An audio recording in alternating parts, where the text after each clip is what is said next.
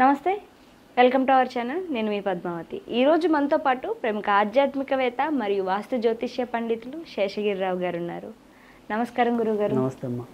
గురువుగారు, మే నెలలో చూసుకున్నట్టయితే కనుక ధనస్సు రాశి వారికి అసలు వీరికి గోచారం ప్రకారం ఏమేమి కనిపిస్తున్నాయి అంటారు? దాంతోపాటుగా ఈ వృత్తి వ్యాపార విద్యా రంగాల్లో ఉన్న వారికి ఈ నెల ఏమైనా కలిసి వచ్చేదిగా కనిపిస్తుంది అంటారా?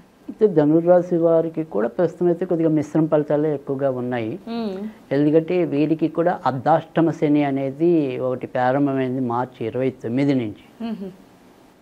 సో మిగతా గ్రహాలు కూడా మరీ మేలు చేసేంత స్థితిలో అయితే లేవు. అయితే ఉన్న ఇదేంటి అంటే కనుక ఒకటి అదృష్టవశాత్తు ఎంత ఇబ్బంది పడినా కానీ మొత్తానికి చివరి నిమిషంలో అయితే కనుక నెట్టుకు వస్తారు. అంటే తెల్లారేపటికి రూపాయి లేదు అనుకునే టైంకి మొత్తానికైతే ఆ చివరి నిమిషంలో ఆ రూపాయి పుట్టడం అనేది అయితే లభిస్తుంది. అంటే పరువు పోగొట్టుకోవటం అనేది, పరువు తక్కువ పనులు చేయటం అనేది, ఈ రెండు కూడా ఉండవు. అంటే ఎంతో కొంత పరువు కాపాడుకోవడానికి చూడటం అనేది ఒకటి. ఇది మనకి వద్దు అనే ఒక నియంత్రణ. అంటే కొన్ని రాసుల వాళ్ళకి ఆ నియంత్రణ ఉండదని చెప్పుకున్నాం మనం. వీళ్ళు ఎంతో కొంత కొద్దిగా అయినా సంయమనం పాటించటం, అది కొంత వీళ్ళని రక్షింపజేయటం అనేది అయితే ఉంటుంది. అయితే ఆలోచనలకు వచ్చేప్పటికి వీలైనా సరే ఈ నెలలో కొద్దిగా రెండు రకాల ఆలోచనలతోనే కొంత సతమతం అవుతారు.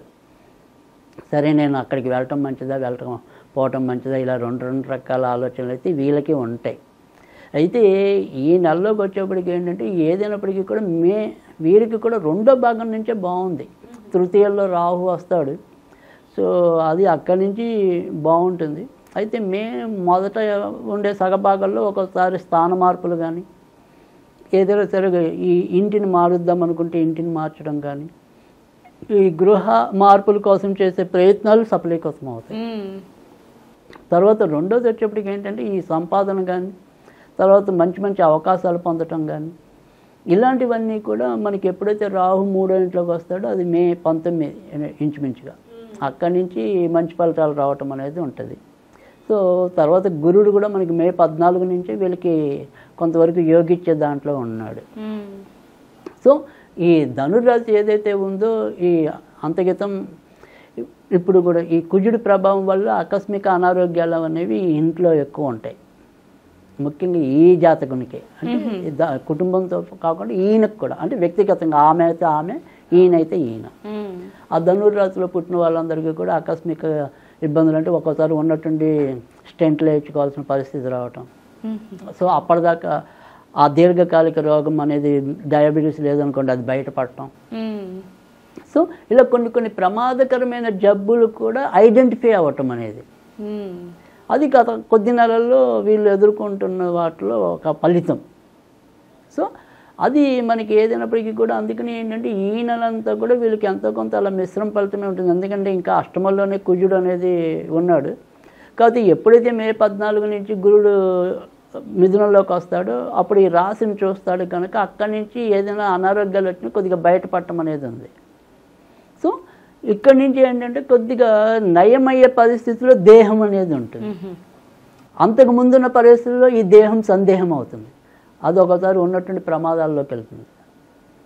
సో ఈ ప్రమాద తీవ్రత అనేది ఇక తగ్గింది. సో అందుకని మనం యాత చెప్పేది ఏంటంటే కనుక ఖచ్చితంగా మే 2nd వీక్ నుంచి క్రమంగా వీరు అనుకున్న మార్గంలో ముందుకు రావటం అనేది. తర్వాత ఇంత దాకా ఏదైతే ఒక రెండు రకాల ఆలోచనలు అన్నాం కదా, ఆ రెండు రకాల ఆలోచనలో వీళ్ళు తెగించి ఏ నిర్ణయం తీసుకున్నారు, అమ్మాయి నేను తీసుకుని మంచి పనే చేశాను అనే ఒక రకమైన ఊరట రావటం, అది వీళ్ళకి ఇప్పుడు రైట్ అవుతుంది. కాబట్టి మనం రైట్ అన్నవన్నీ కూడా ఆఫ్టర్ మే 15th. ఓకే. సో రాంగ్ అన్నవన్నీ కూడా మే 15th. ఓకే. సో అందుకని ఏదైనప్పటికీ కూడా మొదట అర్ధ భాగం మాత్రం కొద్దిగా ఆచితూచి వెళ్ళండి. మరి మొదట అర్ధ భాగం కాస్త చూసుకుంటే అంత అనుకూలంగా కనిపించట్లేదు, ఎందుకంటే అర్ధాష్టమ శని ప్రభావం అనేది ఉందిగా. ఇంకేమైనా చేయొచ్చు అంటారంటే ఆ ప్లేస్లో? అంటే ఈ మనం ఏదైనా సరే ఎప్పుడైనా సరే లాస్ట్లో ఏదైనా చెప్పుకుంటే రెమెడీ చెప్పుకోవాలి తప్ప ఉన్నంతలో మనం ఏంటంటే నేను అనేది ఏంటంటే ఇప్పుడు సపోజ్ ఉద్యోగం ఉందండి, ఆ ఉద్యోగంలో వాళ్ళందరూ వాళ్ళు తీస్తే మనం ఏం చేయలేం. అవును, ఒకవేళ మారాలి అన్న ఆలోచన ఉంటే కాస్త జాగ్రత్త పడమంటారు. అప్పుడే వద్దు, మనకి మనంగా ఏవి తీసుకోవద్దు అంటారు. కొద్దిగా ఉన్నవి నడిపించేయండి. సో కొత్త వాటి కోసం అప్పుడే పాకులాడొద్దు. ఇంకా సిచ్యువేషన్స్ అనేవి అవంతటవి బాగా బలంగా పోస్ట్ చేస్తే తప్ప సాధ్యమైనంత వరకు ఓపిక పట్టండి. సో ఆ రకంగా మీరు కనుక వెళ్తే కనుక మంచి జరగటం అనేది అయితే ఉంటుంది. తర్వాత పెళ్లి కోసం వేచి ఉంటే కనుక వీళ్ళకి కూడా ఇదే మనకి మే 14 తర్వాత నుంచి ముందుకెళ్ళే అవకాశాలు చాలా ఎక్కువ ఉంటాయి. ఇక భార్యాభర్తల మధ్య ఉండే వాగ్వివాదాలు కూడా చాలా మటుకు పరిష్కృతం అవటం అనేది ఉంటాయి. ఇంట్లో కొద్దిగా నెమ్మదిగా మే 14 తర్వాత నుంచి శాంతి పెరుగుతుంది. సంతాన పరంగా మాత్రం శుభవార్తలు వింటారు. అంటే వీరి సంతానం ఏదైనా సరే అభివృద్ధిలోకి రావటం, ఆ సంతానం వాళ్ళు ఏదైనా ఉద్యోగాల్లో ఉంటే వాళ్ళు కూడా అక్కడ మంచి ఫలితాలు పొందటం, ఇలా సంతానపరమైన విషయాల్లో మాత్రం ఆనందం అనుభవిస్తారు. సో ఆ రకంగా కూడా కొంతవరకు మంచి అనేది అయితే ఉంది. వీరి యొక్క వ్యక్తిగత ఆరోగ్య విషయంలో కొంతవరకు జాగ్రత్త తీసుకోవాలి. తర్వాత ఏవైనా సరే ఈ నిర్ణయాలు తీసుకుందాము, కొత్తవి చేపడదాం అనుకుంటే మొదట అర్ధ భాగంలో కొంతవరకు అచితూచి బాగా తొందరపాటు లేకుండా ఆ రకంగా జాగ్రత్తలు తీసుకున్నట్టయితే కనుక తప్పకుండా మంచి జరగటం అనేది అయితే ఉంటుంది. అయితే విదేశాలకి వెళ్ళాలి అనుకునే దానికి మాత్రం మొదట ఉన్న మే 18 లోపే మంచిది. బయటికి వెళ్ళేదానికి ఒకవేళ బయటికి వెళ్ళేదానికి మాత్రం మీరు ఆలోచించక్కల్లా. సో మే 18వ తారీఖు లోపే దానికి సంబంధించిన ప్రయత్నాలు చేసుకోవచ్చు. అప్పుడు బాగానే ఉంటుంది. గురువుగారు, మరి స్పోర్ట్స్ రంగంలో ఉన్న వాళ్ళకి కావచ్చు, లేకుంటే ఈ సినీ రంగం వారికి కావచ్చు, రాజకీయ రంగం వారికి కావచ్చు, మరి వీరికి ఏ విధంగా ఉంటుందంటారు? క్రీడా రంగంలో ఉన్న వారికి ఏంటంటే క్రీడలకి ప్రధానమైన గ్రహం వచ్చేప్పటికి అక్కడ కరెక్ట్గా లేకపోవటం, నేచర్లో ఉన్నాడు కుజుడు. తర్వాత రెండోది వచ్చేప్పటికి ఏంటంటే ఏకాగ్రతకి సంబంధించిన శని కూడా వీళ్ళకి ప్రస్తుతం అర్ధాష్టమ శనిగా ఉన్నాడు కాబట్టి క్రీడాకారులకి అంత మంచి అనేది ఉండదు. సో వాళ్ళ దగ్గర ప్రతిభ ఉన్న దానికి తగినంత అవకాశాలు రాలేకపోవటం, అలాగే వీళ్ళు కూడా ఒకసారి చూపించిన ప్రతిభ ఇంకోసారి చూపించకపోవటం, అంటే నిన్న సెంచరీ చేసిన వాడు ఇవాళ డకౌట్ అయిపోవచ్చు. అలాంటివి కూడా ఎక్కువ ఉంటాయి. సో అందుకని ఇదమిత్తంగా ఈ కరెక్ట్గా ఇన్ని రోజులు బాగుంటాడనేది చెప్పలేము. సో అందుకని కొద్దిగా క్రీడాకారుల భవితవ్యం మాత్రం అటు ఇటుగానే ఉంది. కానీ ఇక సినిమా కళాకారులు కానీ, తర్వాత మరి రాజకీయ రంగము, వైద్య రంగం, ముఖ్యంగా సినిమా కళాకారులకి కానీ, మీడియా రంగం కానీ, వాళ్ళకి కవులు కళాకారులు ఇలాంటి వాళ్ళందరికీ కూడా ఎప్పుడైతే తృతీయంలోకి రావు వస్తాడో అంటే ఇంచుమించుగా మే 18 దాటిన తర్వాత మంచి అవకాశాలు వస్తాయి. సో వీళ్ళని కొద్దిగా వీళ్ళు సమర్థతని నిరూపించుకోవడం కోసం రెడీ ఉండాలి. ఎందుకంటే ఒకసారి వాటంతటా అవే కూడా వెతుక్కుంటూ రావచ్చు అవకాశాలు. సో అలాంటి అదృష్టం పడటానికి మే 18 తర్వాత అనుకూలత అనేది ఎక్కువ ఉంటుంది. సో అందుకని మన దగ్గర ఉన్న విద్వత్తుని ఎప్పుడు కూడా కొంత రెడీ చేసుకుని ఉంచుకోవచ్చు. ఏ టైంలో ఎప్పుడు వస్తుందో చెప్పలే. సో ఆ రకంగా అయితే మాత్రం వెసులుబాటు ఉంది. ఇంకా రాజకీయ రంగంలో ఉన్న వారికి అయితే కనుక మే 14 నుంచి రవి 6వ ఇంట్లోకి మంచి ప్లేస్లోకి వెళ్తాడు, వృషభంలోకి. సో మే 14వ తారీఖు తర్వాత నుంచి మాత్రం రాజకీయ రంగంలో వాళ్ళకి మంచి భవిష్యత్తు ఉంటుంది. అదే టైంలో వైద్య రంగంలో ఉన్న వారికి కూడా అభివృద్ధి పెరుగుతుంది.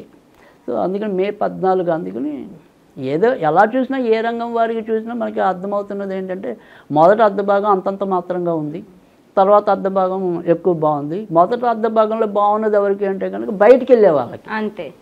సో ఇంకా మిగతా వాళ్ళందరికీ కూడా ఎక్కువ శాతం అయితే కనుక రెండో అర్ధ భాగంలోనే ఎక్కువ మంచి ఫలితాలు ఉన్నాయి. గురువుగారు, అయితే మనకి ధనుసు రాశి వారికి చూసుకున్నట్టయితే కనుక మే నెలలో మొదట అర్ధ భాగం అంతా కూడా కాస్త కష్టకరంగానే ఉంది. దాంతోపాటుగా కాస్త అనారోగ్య సమస్యలు కూడా కనిపిస్తున్నాయి. కాబట్టి మరి వీరు ఎటువంటి పరిహారాలు చేసుకోవడం ద్వారా, లేదంటే ఏదైనా మనం చెప్పుకునేటువంటి ఒక స్విచ్ బోర్డు జపించడం ద్వారా ఏమైనా మంచి శుభ ఫలితాలు ఏమైనా కనిపించే అవకాశాలు ఉన్నాయంటారా? తప్పకుండా. అయితే ఈ నెలలో వీరు పూజించవలసింది అయితే కనుక వీరు కూడా వెంకటేశ్వర స్వామిని ఎక్కువగా పూజించాలి. సో అవకాశం ఉంటే కనుక వెంకటేశ్వర స్వామి వజ్రకవచం అని ఉంటుంది, 5 శ్లోకాలు ఉంటాయి. సో అది రోజు చదువుకోగలిగితే కనుక చాలా మంచి అదృష్టం పట్టడం అనేది. రెండోది వృత్తి ఉద్యోగాల అభివృద్ధి అనేది, భార్యాభర్తల మధ్య సంబంధ బాంధవ్యాలు మంచిగా ఉండటం అనేది ఒకటి, కొత్తగా పెళ్లి కావాలనుకున్న వాళ్ళకి పెళ్ళి అవ్వటం అనేది ఒకటి. సో అంటే ఇటు మెయిన్ వైవాహికము, తర్వాత వృత్తి వ్యాపారాలు, ఇది మనకి బాగా ఉపయోగపడుతుంది ఆ స్తోత్రం అనేది. వెంకటేశ్వరం వజ్రకవచం అవును. అనేది. సో దాన్ని నిత్యం చదువుకుంటూ ఉండటం అనేది. తర్వాత శనివారం పూట కనుక కుదిరితే పక్షులకి ఏదైనా సరే మేత వేయటం అనేది.